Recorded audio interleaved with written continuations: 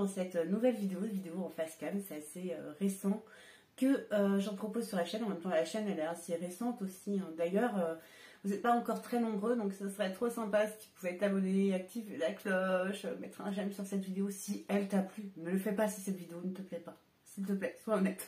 Voilà. On va parler aujourd'hui de comment faire durer son couple. C'est une vidéo que vous avez choisie comme thème par vous-même sur mon compte Instagram. D'ailleurs, si tu ne me suis pas encore là, vas-y. Je partage plein de trucs super intéressants, sans me vanter, et super inédits. Donc, n'hésite pas à me suivre aussi sur Instagram. Et vous avez donc choisi sur comment faire durer son couple. Alors, mon couple il est très présent, donc c'est, je pense, ça qui vous a interpellé. Papa Ours et moi, ça fait 15 ans qu'on est ensemble et je n'ai que 36 ans, donc j'ai passé une bonne partie de ma vie en couple.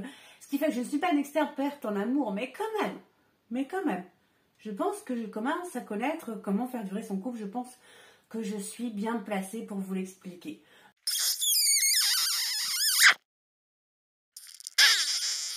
N'attends pas que les problèmes arrivent parce que tu vas avoir des problèmes. L'amour suffira pas. Non, pas du tout.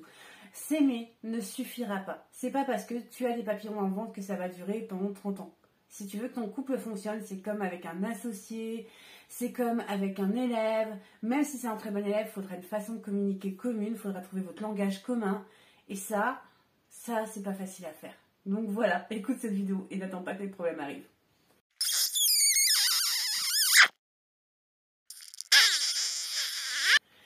Alors, l'amour, c'est quoi? Oh là là, mon Dieu, je ne vais pas m'aventurer à essayer de répondre à cette question parce que je pense que chacun, toi, moi, ton frère, ton cousin, on a tous une définition absolument différente.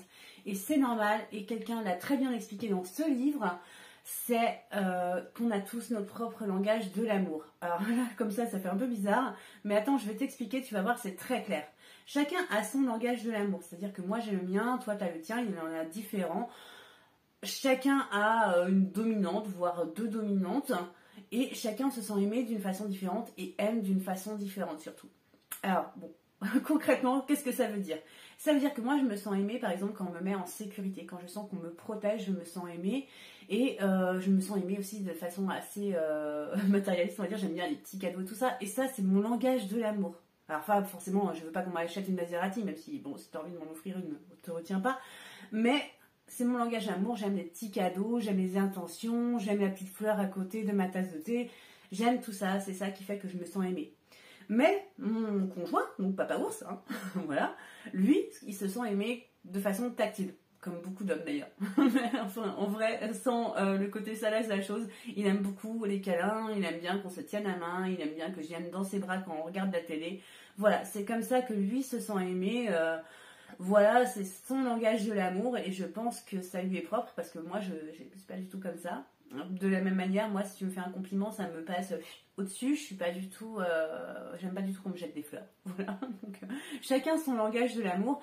Et c'est une fois que tu as compris que ton langage de l'amour c'était celui-là et que celui de ton conjoint était probablement différent, même si vous avez le même, en tout cas, vous avez compris vos langages de l'amour différents, que là, votre relation peut progresser. C'est comme ça qu'on cimente le couple. C'est-à-dire que moi, si je veux montrer à Papa Ours que je l'aime, je vais pas le sécuriser ou lui offrir un petit cadeau parce que concrètement, il s'en fout. Même si c'est ma manière d'aimer à moi. Je vais plutôt penser à sa manière d'aimer à lui et donc je vais me rapprocher de lui, je vais aller dans ses bras, voilà. C'est sa manière d'aimer, j'ai la mienne, voilà. Et de la même façon, quand j'ai l'impression de moins recevoir d'amour, que je suis en manque, je vais pas hésiter à verbaliser, à lui demander concrètement, s'il te plaît, mets-moi en sécurité, rassure-moi, j'ai besoin d'être rassurée, s'il te plaît, des petites attentions en ce moment, j'en ai besoin. J'hésite pas à demander, parce que souvent dans un couple, on est là à attendre. Attends, il a même pas deviné que je voulais ça. Attends, tu veux qu'il devine comment? À moins que tu sois en couple avec un voyant, il va pas deviner, hein. Faut lui dire. Voilà, t'as pas le choix. Faut lui dire. Donc, ce que je peux te conseiller, c'est surtout de faire attention à ce que l'autre a besoin et toi, verbaliser tes besoins. Tu verras, c'est simple, ça fonctionne. Allez, un petit peu de culot. Tu as l'ambition de passer le reste de ta vie auprès de cette personne. Il faut au moins que tu aies le courage de lui dire comment tu souhaites être aimé et le courage de lui demander comment lui souhaite être aimé. Voilà. Tout simplement.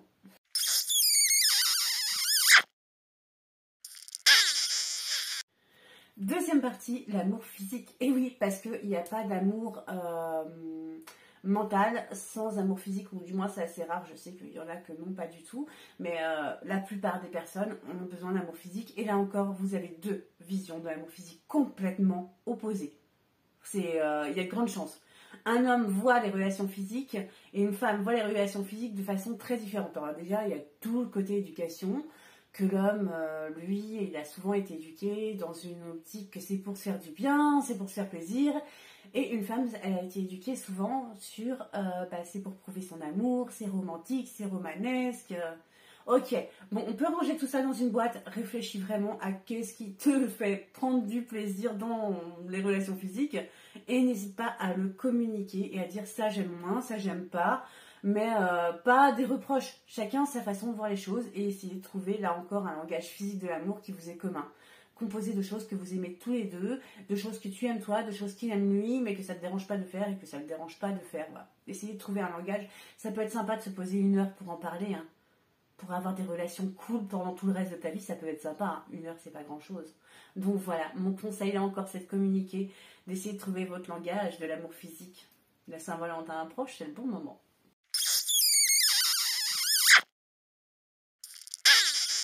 Dernier conseil, et non des moindres, c'est les disputes. Malgré mes bons conseils, tu n'éviteras pas les disputes. Il y aura des disputes. Je me dispute avec Papa Ours, c'est comme ça, c'est la vie. Quand on vit aux côtés d'une personne pendant 15 ans, des fois on se dispute. Mais tu peux faire en sorte que tes disputes ne vrillent pas. Et ça peut être super sympa. Nous, par exemple, on ne crie pas. Ça a dû arriver, sans vous mentir, 5 fois depuis qu'on est ensemble, donc depuis 15 ans, qu'on se crie dessus. On ne se crie jamais dessus. C'est l'une des règles déjà parce que moi, je suis très peureuse. Si quelqu'un crie, j'ai facilement peur. Et donc ça, j'ai pas hésité à lui dire tout de suite, ne crie pas sur moi parce que ça me fait peur.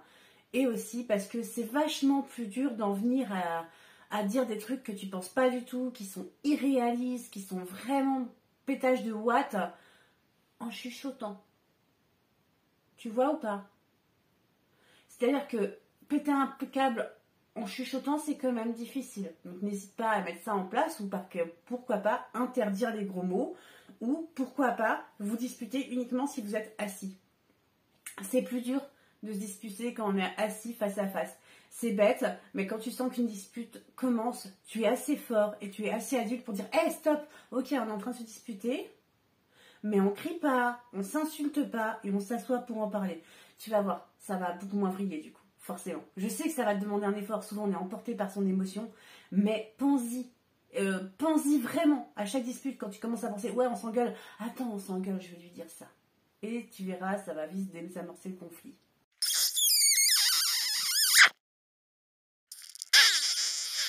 Dernier petit conseil, et celui-là il est beaucoup moins couple que parental. Essaye de ne pas te disputer devant tes enfants. C'est bête, tout le monde va te le dire. Mais moi, je ne dirais pas que ça. Certes, ne te dispute pas devant tes enfants, mais n'hésite pas à dire à tes enfants que tu es fâché après l'autre parent et que l'autre parent est fâché après toi.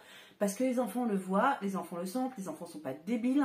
Donc, n'hésite pas à leur dire, papa et maman en ce moment, on s'en veut, hein, on est fâché, comme quand toi tu te disputes dans la cour avec un de tes camarades, mais ça va pas durer, on va trouver une solution pour se réconcilier, mais en attendant, on est fâché.